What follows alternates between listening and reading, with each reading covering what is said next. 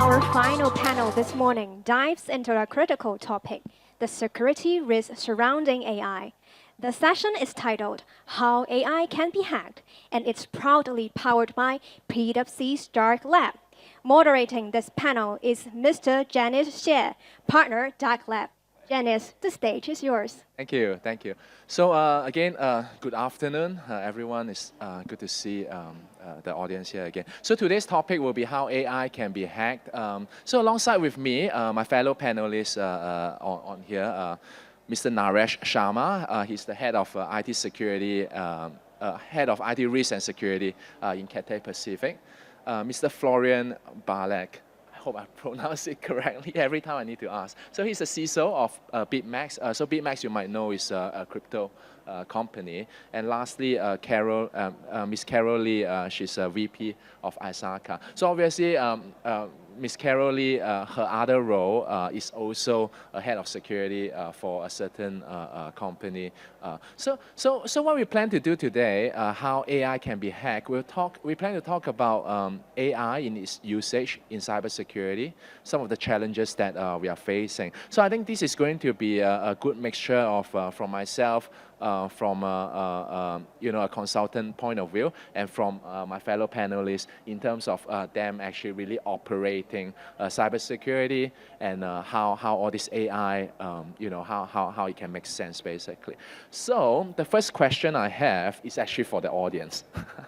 Okay, so may I have a show of hands? Just to hopefully warm us up a little bit. How many of you, if you have your hand, can you put up your hands? If in your daily role, AI play a major part in your daily role, whether it comes to strategy, planning, development. Oh, that's a good show of hands. The rest, no AI. You don't use AI at all. That's impossible. Come on. Surely you use ChatGPT at the very least to reply to emails, presumably. All right. So at least we know, okay, how the audience is looking at. Then maybe in that case, let me kick off with the first question I have. So in terms of AI attacks, right? In terms of AI attack trends and emerging threats, what would be the most concerning trends in AI-driven cyber attack that you have observed in the past year? So maybe start with Mr. Naresh. You want to start first? Sure. Hi, can you hear me? Okay, great. And thanks, Jenius, and thanks to the lovely audience here for spending their afternoon before lunch with us.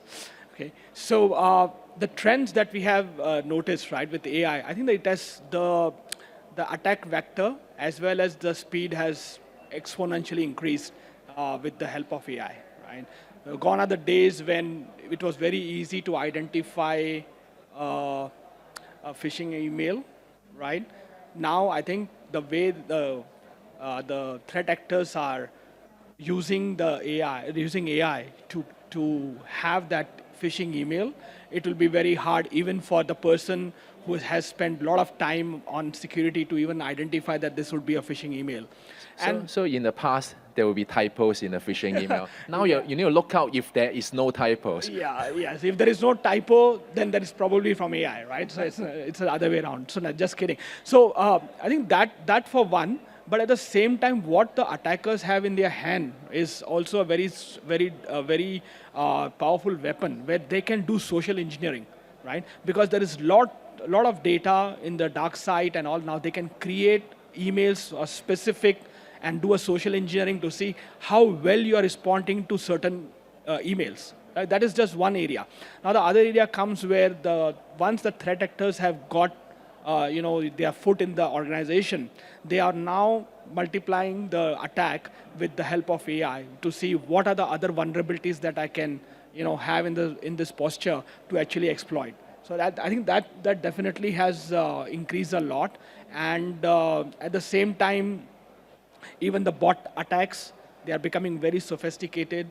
scraping the information and then attacking the organizations. I think that's what we have seen as an increase. Yeah, I think I worry that AI can help to scrap information at scale, isn't it? So also about phishing, I just want to add as well. I think there was a case last year that Down Lab worked with. It was involving a family office of an ex-banker, very smart person, and it turns out that the conversation that he's having with his private banker around like investment, how to raise money, it turns out to be all talking to a threat agent.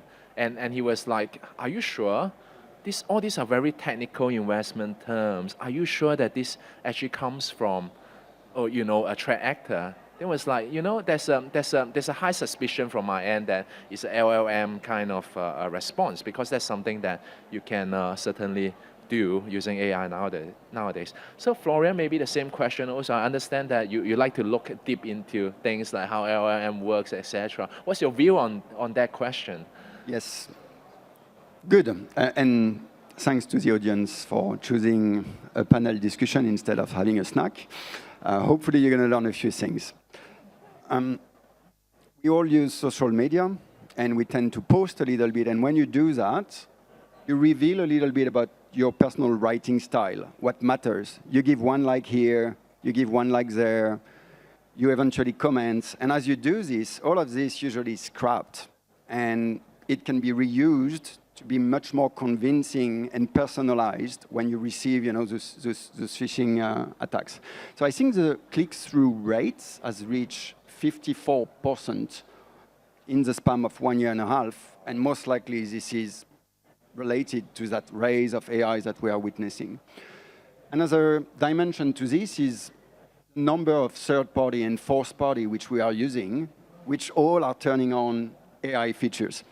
So we've seen, in the past, vendors who unilaterally decide to actually activate that features and ingest your data. So make sure you check the settings of the third party and have, your legal team on top of pushing back, because typically this is one entry point which can be abused by the third party. Yeah, makes sense. So I was sharing just before this session a quote from Man in Black. So I hope everyone heard this quote. So the quote goes like, a single human being is smart, but people are stupid. So I wonder, will the same happen for AI? So a single AI is probably okay, but you have a lot of AI coming together. I wonder how that data, when it comes together, how is it going to give you an accurate answer? So that's a good point inside there as well. So Carol, lastly, I think you probably want to, you also have an AI part? Yes, first of all, thanks for having ISACA in part of the panel discussion. And in fact, I think on the threat I can see is there will be more AI power type of attack and threat that will be happen. But what Naresh mentioned might be probably about phishing. Florence talking about more like the kind of like social engineering, even though some of the fake type of supplier, that type of perspective. But we will see more that hacker trying to, try to abuse some of our control process, I would say. For example, we will see more people using deepfake to leverage the HR interview process. So not necessarily the original person, but another person on behalf of the person, to him, like during the interview, no matter for job, for university. But that's quite smart, though. Yes.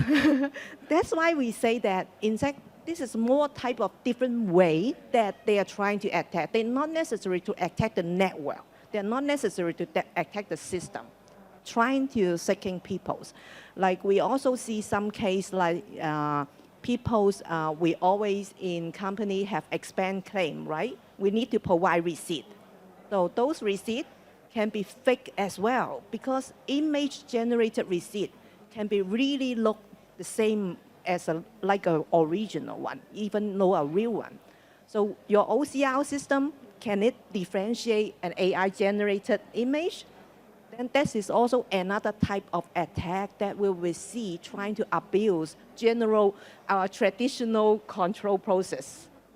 Yeah, I think that's interesting also. Actually, I think that goes hand in hand with what we talk about in phishing. I think in the past, there have always been social engineering. There have always been phishing. And maybe to the point about like expense claim, there will always be someone that's trying to ace, just to, be a bit fraudulent when it comes to expenses. But using generative AI, it would seem that it's not possible, for example, perhaps to generate a certain invoice that's not, that looks real and submit it. So that is also possible. So a possible attack. So again, a very good example from Ms. Carroll around to do well in cybersecurity, we need to think from the dark side point of view also. So anyway, the next question I have is, around AI, we talk about how AI is can be attacked or can be used in attack. So how are we seeing how all these exploits are being shifted to more adaptive threats? So Florian, I heard, I think before we had this session, I think you were talking about the nature of the technology and as well as the attack surface being different also, right? Do you mind elaborating a bit more on that as well? Sure. So obviously AI is a very large englobing terms where many type of underlying technology are being relied on. So everything can be called AI now. exactly. So AI here, the hype is everywhere. Perhaps for two consideration. One, we want to empower our own users. Allegedly, you have this notion now of vibe coding where someone with less experience can produce convincing results. But if you don't educate the users to prompt adequately and ask for certain ring fencing questions straight off the bat, what you get in terms of text, in terms of output, might be actually vulnerable. And so the few people who are on the other side and able to curate that code spend much more time reviewing it because the output is not optimized. So that's one dimension.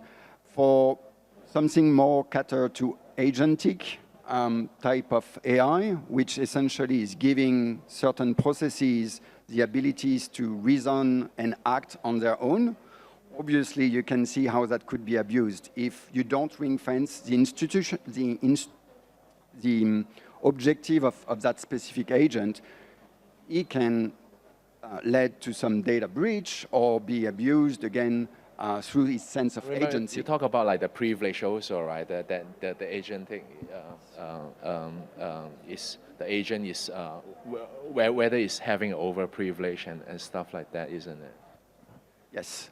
The privileges of a cascading effect in the context of AI, maybe we'll discuss a little bit down the rabbit hole model context protocol, but essentially you're chaining multiple systems with one another, and one error will follow and cascade down to the next system. So you really have to be extremely considerate on where the data actually lives and isolate that in a sandbox. If you want to tiptoe in that world, make sure it's something you host, something you control, for which the access rights, the role-based access controls are well in place. So you can wipe the data if you need, and they stay on your perimeter as opposed to doing API call directly with the server on any of those providers. Once you've done that, the data is out there. You can no longer control them. So if you host your infrastructure, if you host your own LLM, at least you stand a chance to purge the data. It's much more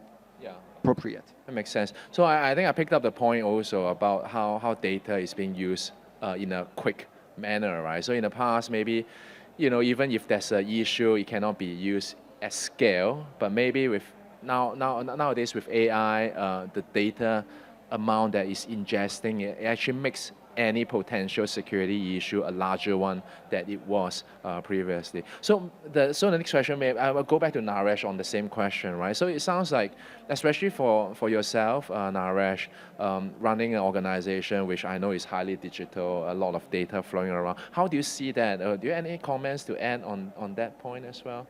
Sure. I think AI, right? AI is an opportunity and it's also a risk. So every opportunity comes with risk. I think the objective of organizations like us is to identify what are the risks associated to that opportunity, right? So when we look at AI, when we look at what it brings to the organization, we don't want to just close our eyes and say, no, we won't allow certain things. What we want to do is to make risk-based decisions, right? So how do we make this risk-based decision is to work with the respective business units and say, okay, what is your requirement? And then understand, okay, this is the AI tool. What are the risk factors around that AI, right? The risk of data, as you mentioned. How can we guardrail that information? How can we guardrail that, we have right information coming, it is not poisoned, it is not skewed, it is not biased information. I think in today's world, it is also important for organizations like us to ensure that the AI is not being, misused to identify a certain, preference of an individual, right? So that is also important for us. So we have to take care of all these factors before we launch into using that, oh, this is the AI we want to use. At the same time, what are the guardrails that we are putting around? Be it data, be it around how we ensure that the data was, right data coming out of it. It's very critical also. There has been new regulatory things coming, especially from Europe, on the usage of AI. I think even Hong Kong PCPD or PDPO also have a paper on that. They also have a paper on the responsible use of AI, right? So when organizations like us, we are operating in multi-countries, and satisfying multiple regulatories, we have to take that into consideration also. So that's what we are doing. So we have set up, to overcome that, we have set up like a governance structure where any new use of AI, if a business unit want to use, they will come to us and we will validate and see what is the use factor, what are the tools that we are going to use, what is the data that we are going to feed into that, and then make a risk-based decision. Yeah, absolutely. Again, I think AI just makes things move faster. But in the past, even you have a new business application, we are supposed to do like the risk analysis on it. It's not different, right? Not faster doesn't mean that you are not progressing or you want to stop something, right? Because we don't want to constrict the business also, because we want to use the benefits of AI. We don't want to constrict, but at the same time, I see that as a pendulum between, going fast versus secured, right? And then we have to find some ground in middle or somewhere there where we are ensuring, because we also have a lot of obligations around customers' reputation, right? So we are also trust. Very important, very actually. trust. Yeah. I'm sure it's very important for you. No, I was thinking, right, the more I talk about this, the more I feel like when we start to look into AI security, it's a bit like revisiting some of the core security principles that has always been around, like data security, even around like agent-based like AI, right, like MCP and stuff like that. Then when I started looking at it, it feels like, no, it seems like the early days of API security, or even back then, it's almost like having a web application that still have SQL injection, cross-site scripting, which nowadays is very, very rare. But it seems like things are starting to come all over again with MCP. You have like injection attacks, session management issues, crazy days coming ahead, I think, on that part also, isn't it? So anyway, very good point. So I thought, Carol, just to sum that out, any comments you have to add? And also maybe one more question for you. Do you think any specific AI attack techniques out there that's currently, do you think any of them are being underestimated by the industry? I think it's not whether underestimate or not, because as you mentioned, like in fact, it's kind of like recycling, because we know that many people, many companies are really benefit by AI. They well use of AI to improve their business, to improve their operation. But of course, at the same time, hackers do the same as well. They also improve their tactics. Okay, I look at the other way. They also improve their tactics. They also improve their speed to automate their hacking. I guess this is the part that makes it more difficult to chase together with them, because they making their kind of like target, they profiling a target to do the reconnaissance are much faster. Maybe just a simple AI question. They get all the people's about the profile, what's the position, what's the job, what's the email address, even though that can be easily grabbed from the AI. So that make them faster and make more real looking, not only email, even though as you mentioned about the private banker on the conversation perspective, because this also makes something much more easier for them. I guess this part sometimes to us like as security professional, when we're doing the education to the business, we need to remind them that they might probably need to be really think twice before replying or giving out anything that they think sensitive. So, If I may, I'd like to rebound real quick. I find that some of the problems that today we are facing will become a little bit easier tomorrow because of the help of AI. And similarly, I think what you're saying is essentially if you use this tool in the right fashion, what's difficult today will become the easy of tomorrow. So someone extremely driven, a young, eager, willing attackers can quickly grasp and ramp up his level of knowledge. But conversely, we know that there is a Dunning-Kruger effect where if you quickly grasp some information, you believe that you reach a level of knowledge, but it's a false positive, a false sense of actually being knowledgeable on the topic. And I think, it takes 10,000 hours to become an expert on one given subject. I think LLM are giving us this false sense that we can quickly reach, like capabilities to go and reach. Yes, if you use this tool adequately, perhaps. It's just that, Florian, I think on that, right? I think we always talk about LLM being not very accurate, a bit probabilistic. But it sounds like for many business application or even consumer-driven one, being that the level of accuracy up to there is already enough for most. Yeah, but obviously as hackers, what we like to do is be able to ask the AI, hey, I just want to know the admin password of something. That's easy for me also. And there's no downside because I get a password, I can just try it out. If it doesn't work, maybe I'll ask another question and see if it comes up with a different answer, isn't it? So Carol, a follow-up question again for you from ISACA perspective. How do you feel like the skill up of people? How can professionals better skill up ourselves, or what should management be looking out for? What kind of people that they should be hiring, or the skill sets? What does it look like from ISACA's or from your point of view? Yeah. I think we definitely understand people need to be skilled up, not only IT people, but also business people. They need to learn how to use prompt, ask AI correctly to get the correct answer. But in ISACA, in China, Hong Kong chapter, we did one of the AI governance framework study that in 2020, that we did a paper as well. And recently, we also did another one is doing an AI toolkit in a pandemic, pragmatic approach that's helped the AI auditing perspective. So we did the webinar, I guess, a few months ago. We will release the papers very soon. So stay tuned with us.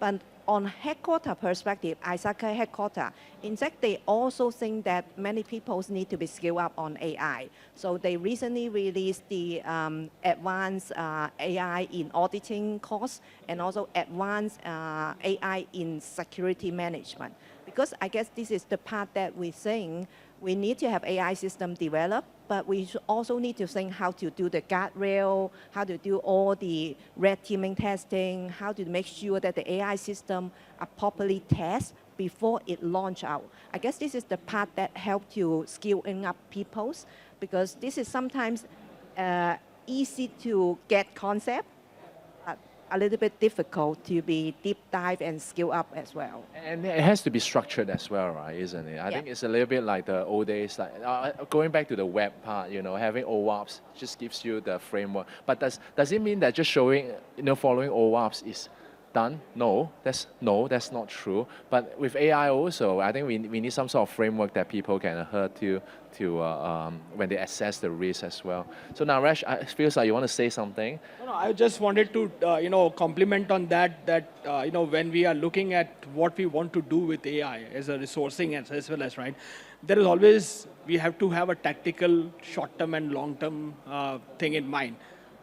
AI, the whole, landscape of AI is also changing so rapidly that by the time you think about something, something else has come, and while you're thinking about that, something else has come, right? So you can't just fixate on it, so you have to be flexible. So that's the first thing in an organization, as a culture and as a staff, that we have to pick is that be flexible, be open that the things will change, and the change may rapidly. A lot of organizations fall into the, as you said, the rabbit hole of saying, oh, this is what I want to do, I will continue to do that, but then they are losing the edge of not moving to something that is actually more benefit to them. So that's very critical for an organization, that while you're having these processes, also have the processes which allows you to be a bit flexible, right? Don't have that thing in mind that I don't want to be flexible, fixated on this. And to your example, when you said that I can, as a hacker, I can ask AI to let me know which has an administration password. But at the same time, as a blue team, right, I can always tell the AI to let me know how many files actually have a password stored in that. Oh, right? yeah. Oh, so that's true. So it's like an AK-47, right? If in the hands of army, it's good. In hands of the other, bad guys, it's bad, right? So we have to, use it in a proper way, I would say. That's a very good point. Actually, I was going to ask you, like, for as head of security in AI, what does your, people that you want to hire looks like when it comes to AI? But I think you answered that question a little bit already, isn't it? It has to be AI blue team and AI red team as well. Oh, Florian, anything you like to add on that point? But I know, like Florian, you and I think you guys, three of you, can do everything by yourself anyway with AI. That's a misconception, by the way. It's an AI. That's not Nobody a is person. listening, so okay.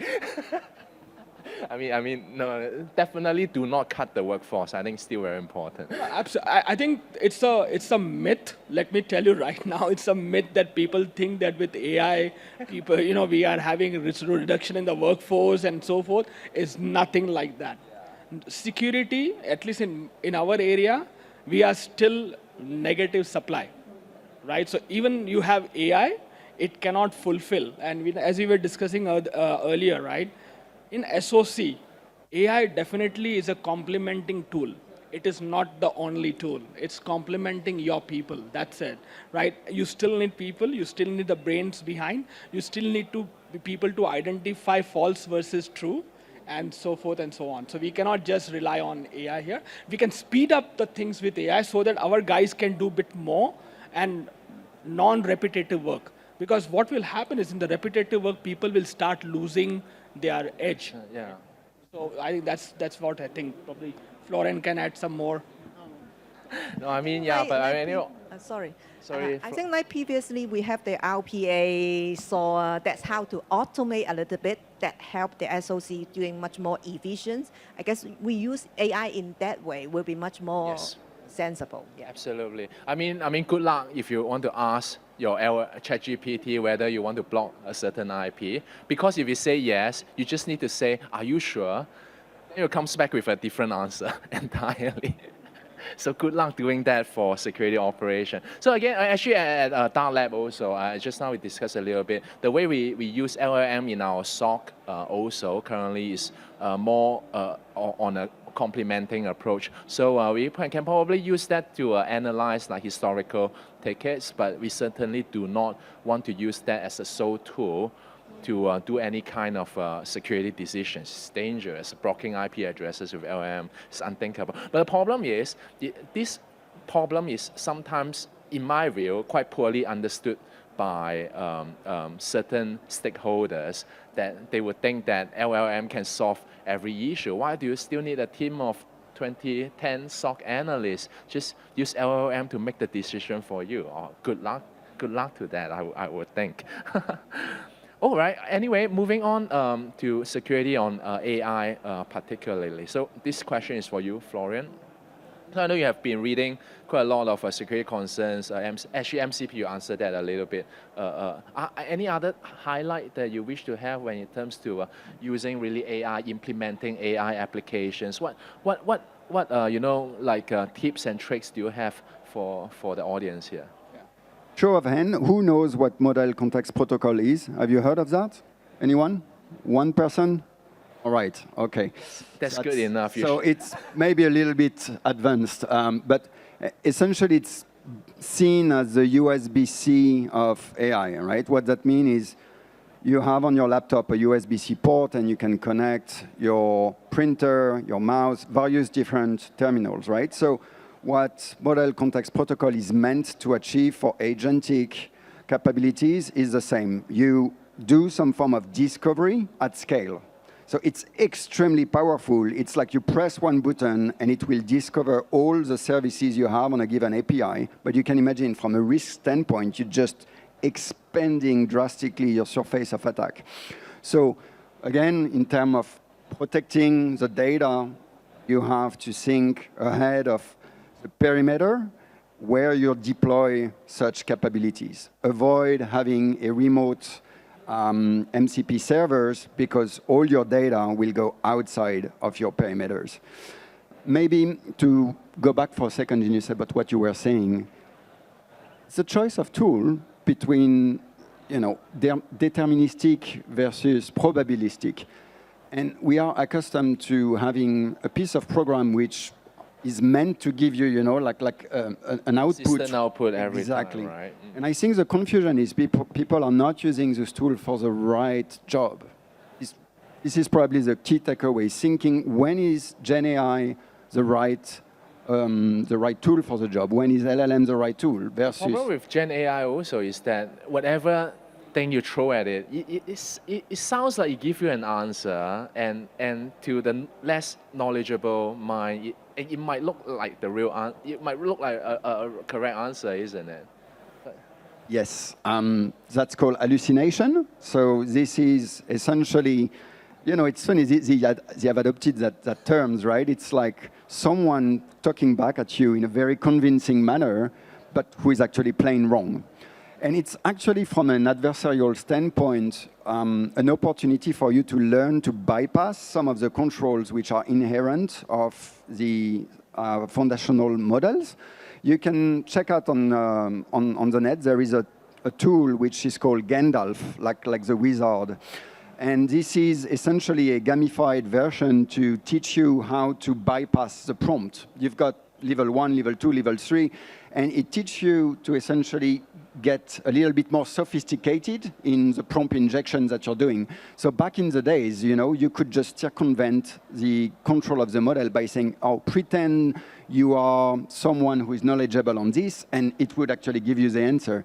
Or you could also ask in a different language. If I speak French to the LLM, well, sometimes the security construct is not built in French, and you could bypass the model. So as you carry on, you know, like elevating your game, there is eventually just a realm of attacks which become possible because this is natural language. Much more difficult to curate compared with the traditional set of controls that we are accustomed to. Yeah, same. I think AI being flexible, it also means that the controls that we need to put in place would be quite different also. So it sounds like Gandalf is the way to learn AI, prompt attack. I'll remember that. And maybe Naresh then, in terms of AI, you know, you're dealing with a large environment. I think we touched on a little bit about how you secure AI already. So what would be your thoughts in terms of operationalizing in security or other ways? What would be your thoughts? So you mean to say using the SOC? Like, or the security SOC, operation? but you can, I'm sure you can use a lot more, right? Like governance, you can let people to fill in audit. No, I shouldn't say fill in audit checklist. That would be so wrong. But that's a good idea. Thank you. Yeah. I definitely. So if you're asking from the organization perspective, the use of AI, you know, we have the customer journey right from the thought process of when you are booking a ticket to where once you do the whole travel and come back. So there are so many interception points where we can utilize the use of AI, right? It's quite fascinating in that place. But at the same time, we also have to be very sure that what information. So, for example, you go to a chatbot or to a screen and say, "Am I allowed to take this powder to this country?" Right? So the answer will be coming, pam, on front of you. Are you convinced with that answer? Do you think once you take that, probably you will be stopped at the airport and say, "Don't do that"? Whom will you claim?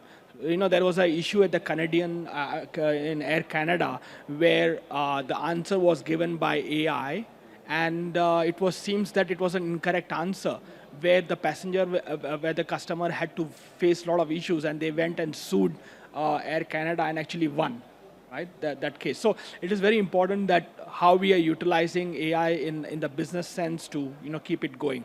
From my perspective on the security operations or in the security side, most of the tools now come with AI capabilities, right? And then you have another tool, which is a SIM tool, which is having its own AI capabilities. So we have to strike a balance of how we are going to use AI in this case, and what are the use cases that we can build.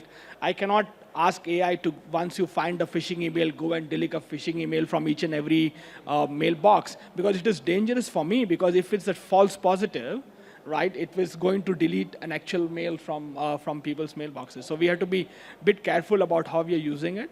Definitely we use it progressively, but then how we are using it is very important. Responsibly, right, again.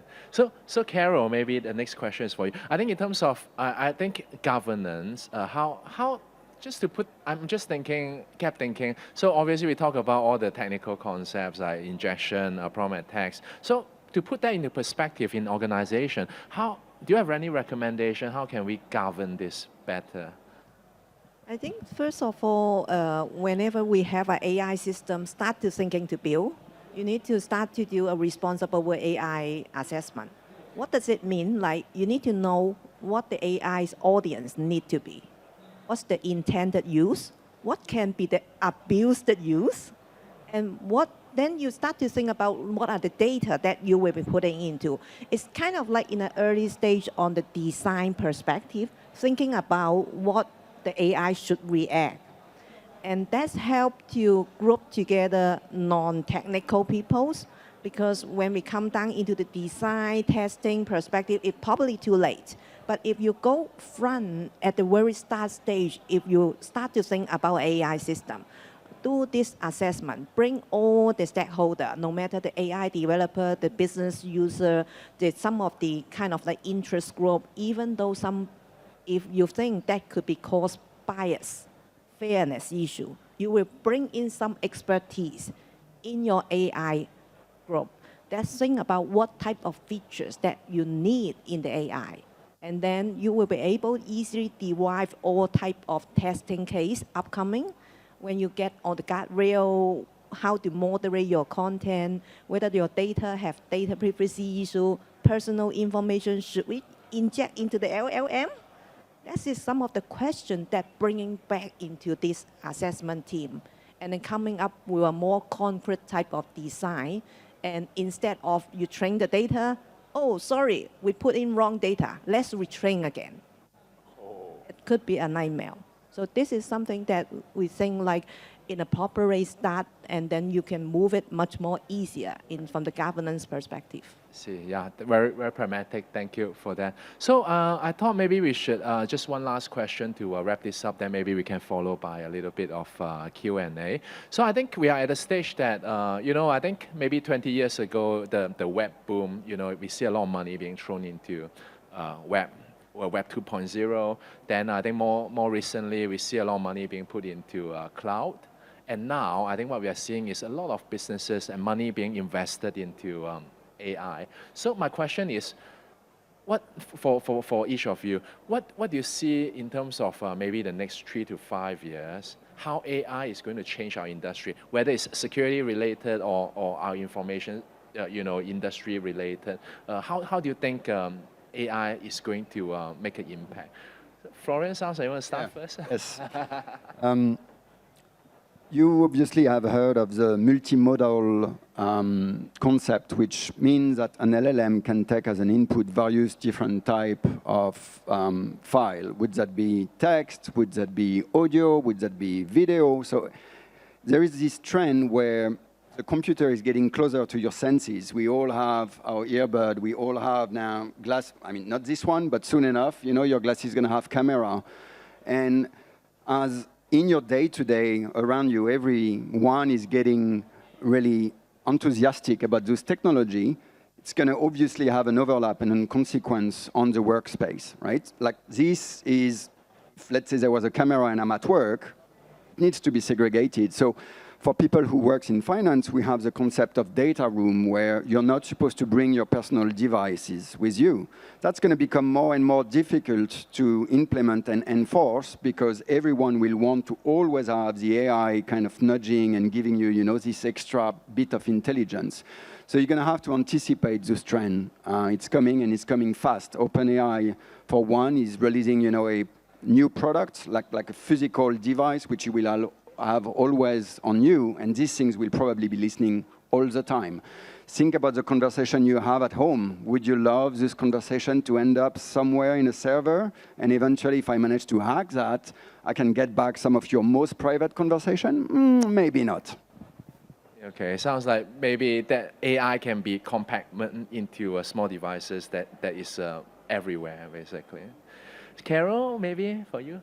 I think eventually, like we know that there's, as Naresh mentioned, DPO and PDPO, and also have some of the guidance that issue. That will also forcing enterprise doing a little bit more like what are the AI permitted tools that they need in an enterprise. Should they use POE for the enterprise purpose? Or maybe they can, but don't ask with confidential or sensitive information. At the same time, you can't stop it anyway, right? Like. Yes, but you might also want to do some education as well, because this is also part of the accountability of everyone. So that is something that I guess this is going to be impacting every people's in the company perspective, and we think about like how we should using much more safe use of AI, I would say, yeah. I wish I had a crystal ball to see what will happen after 5 years. But what I can, what I can see the good use cases which will be coming and probably getting developed very rapidly in the coming time is actually education. You know, the user education will definitely, I think in AI in this field will really help us to prepare, the material based on what is suited for that person. So like currently, let's say if I want to do an awareness training, right?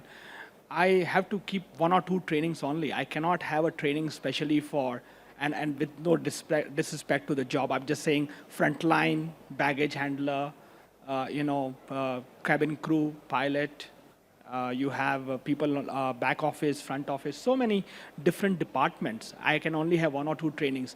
Not everybody will be attracted to that training, right? So I am not reaching the goal which I want to reach. Probably I'm looking at AI will help me to do that.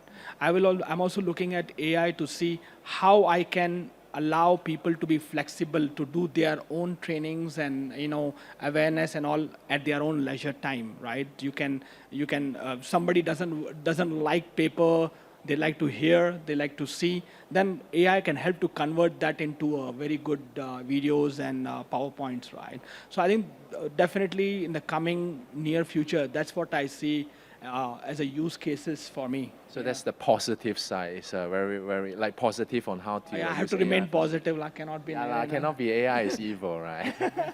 As I said, I know that thing. See, everything. Everything in the good quantity is good. Absolutely, absolutely. So I think just 1 or 2 minutes left. Any questions from the audience? Oh, Wallen. Thank you, everyone, for such good sharing. I have a philosophical question about good guy versus bad guy. Everybody talk about it's an AI arms race. Okay, you are trying to improve, and the bad guy are trying to improve. But you guys have guardrail. You guys have ethics. Why and how you think you can beat the bad guys in the long term? Oh, I can start first while you guys think about the better answer. So I think I relate back to how we built our SOC at Dark Lab is the fact that actually we know the attacker needs to be successful once to make their attack successful. Our SOC needs to be successful every time in defending an attack. The odds does sounds like not in our favor, but what really happened is that when we build a SOC, when we look at certain attacks, when attackers want to come into an organization to deploy ransomware, it's all over the news, it sounds easy, but actually it's not that easy also. There might be like 10 steps that the attacker needs to do.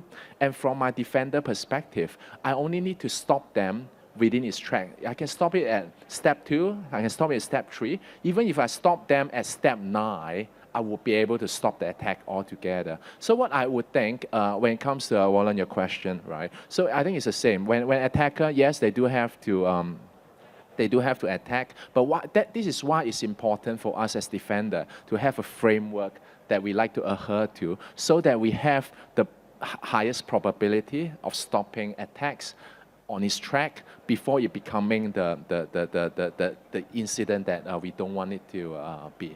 Hope that answers your question. Any supplement here? Oh.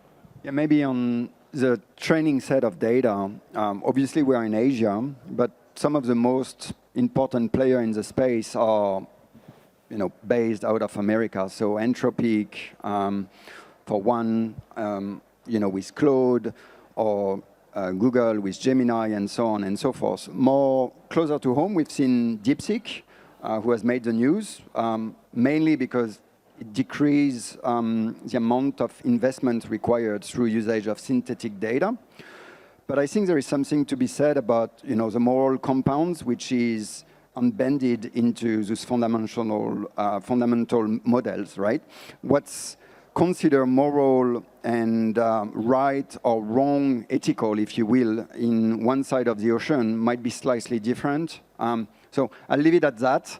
But as you can tell, I think as nudging from this algorithm will more and more kind of dictate what we should be doing. It's going to be very important as well that there are some consideration as to where we draw this line. No? Yeah, I think great question, sir, by the way. How can you beat something which is unethical, right? I think to do that, you have to think unethically also. Not do unethically, but think unethically, right? So same thing if you want to catch a thief, you have to think like a thief. You cannot think like a good guy and then catch thief, right? So same way from our side, when we are thinking about security operations or we are thinking about how to do the guardrail, we have to think from the worst position and then keep on doing. At the same time, we also have to see how the world is changing. What are the emerging threats coming in that can change that landscape? We cannot think about, that what we have right now is the best, right? Unless you want to completely stop the business, right? So I remember in one of the sessions, somebody asked me, I won't say who, somebody asked me, how can we stop the attackers? I said, very easy, stop your business. The attackers will stop coming to you, right? But is this possible? Is it possible? No, it's not possible, right? So that's very important for us, is to see how we can think from and keep our evaluation and keep adopting to new things so that we can keep on making the secure posture better and better. I think that's where I see that from. Thank you. For me, I guess 3 important areas. One, think like a hacker. You need to think how they think. Then you can probably know how you want to react. I was saying, I thought I pioneered that. Yeah, just think like me. And then another one is, I guess regulation is another part important as well. Because we know that people shouldn't abuse AI. And shall also those AI systems be designed not to be abused is another good element. And we see EU AI Act has been kind of enacted. And they even though have one of the very big prerequisites for everyone have AI literacy in the enterprise. That means like everyone in the enterprise should be educated about how responsible use of AI. I guess this is important in that get people start to understand how not to be misuse of it. Thank you. So actually time is up. A big pleasure for myself with the esteemed speaker. Oh, sorry, one more questions. Yes. No time, but it's okay. Thank you. So I just wondering, like, with government enforcing like CIB, do you feel like from your industry or from your perspective, is it a good way for you, like for the AI and the cybersecurity side? And what would be the next, like, as a talent or as a not sure young generation, but what would be like what would be your advice to the like talents if I getting AI and also cybersecurity skills and that's so much to learn?